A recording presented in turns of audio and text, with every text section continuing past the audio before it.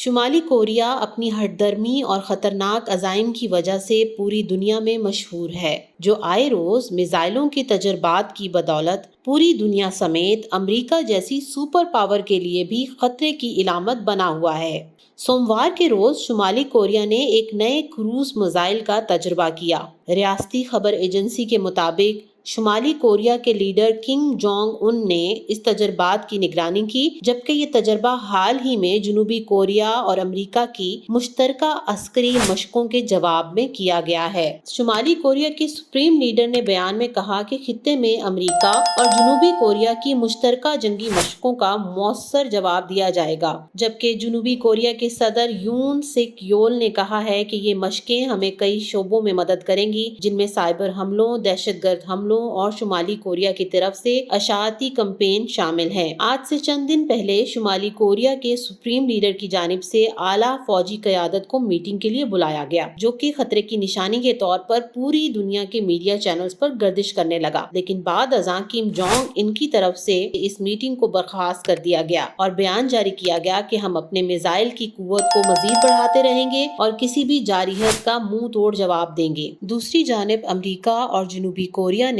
شمالی کوریا کے نئے میزائل تجربے کی مذمت کرتے ہوئے اسے علاقائی امن کے لیے خطرہ قرار دیا ہے۔ اگر شمالی کوریا اس قدر خطرناک تصور کیا جاتا ہے تو اس کو کھلے عام جوہری ہتھیاروں کے تجربات میں کس کی پشت پناہی حاصل ہے، اور یونائیٹڈ نیشنز کی جانب سے لگائی گئی پابندیوں کو شمالی کوریا کیوں سنجیدہ نہیں لیتا؟